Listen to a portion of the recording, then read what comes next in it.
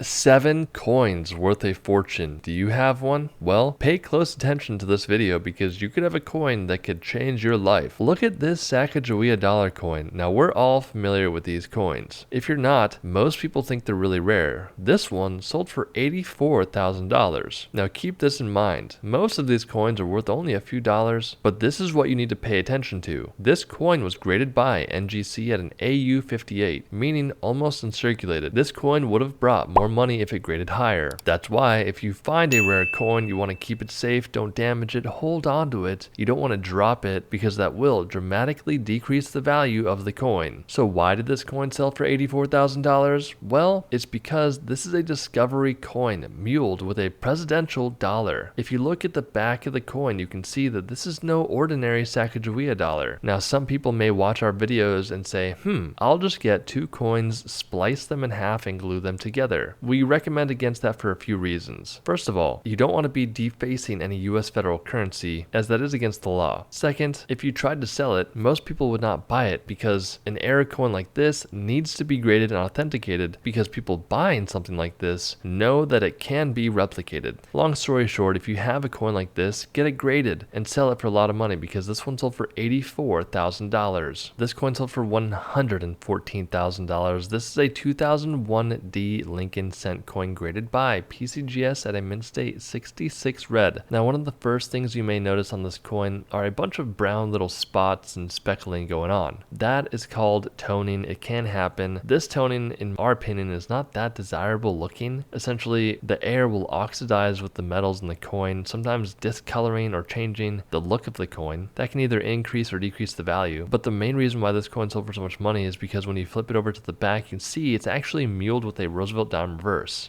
Reverse meaning the back of the coin. We don't know how something like this could have happened on accident. It was probably on purpose. Who knows what's going on in the US Mint or how something like this could actually occur. What you need to know is that if you come across one, you're going to want to get it certified and looked at by a few coin experts before you sell it, because this person sold their coin for $114,000. $20,520 for this coin that looks pretty severely damaged. Now, this is a 2000p 5-cent Jefferson Nickel that appears to be damaged.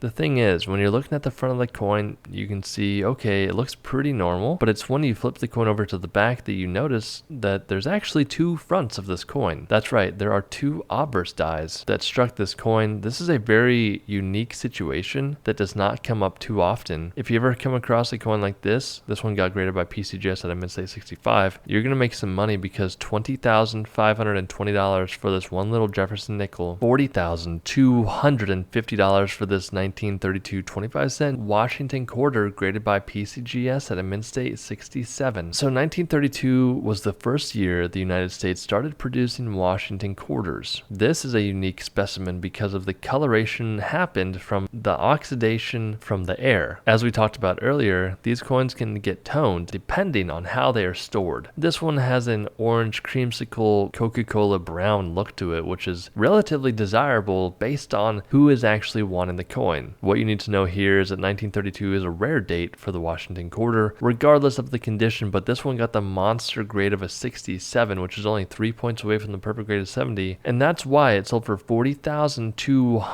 $6,000 for this Wisconsin state quarter. This is a 2004 D quarter. Now, if you're looking at the front of the coin, on the right-hand side, you can see that D mint mark standing for the Denver Mint where this coin was produced. Pretty much on these Washington, Wisconsin quarters, you want to be looking at the low leaf. Now, these coins come in 3 different types. You got no leaf, you got the extra high leaf, and you got the extra low leaf. In this specific instance, it graded by PCGS at a mint state 67. Look out for that low leaf because this one sold for $6,000. $504,000 for this 1943S 1-cent coin graded by PCGS at a mint state 63. Now, this coin was struck at the San Francisco Mint. You can tell because right under the date there's that small little S mint mark. The interesting thing here is when you're looking at your 1943 coin, you may be wondering why this one is brown and the one you have is steel. That's because this is a transitional coin. This coin was accidentally struck on a bronze planchet. Pretty much during the war efforts, they needed bronze for ammunition, so what the US started doing was transitioning into a zinc-coated steel planchet for the 1943 wheat penny. Somehow, this coin got the bronze planchet on accident, and it sold for $504,000. Pretty cool buffalo nickel here that sold for $161,000. Won't spend too much time, but this is a 1918/7 coin, and the big factor here is the fact that it graded by PCGS at a mint state 64 plus, and it is that 1918/7 variant there. If you look at that 8, you can see there's an 8 and a 7 there. That's the big factor you want to look at on this specific coin. Again, $161,000 for this coin. If you enjoyed this video, smash that subscribe button, and we'll see you in the next one.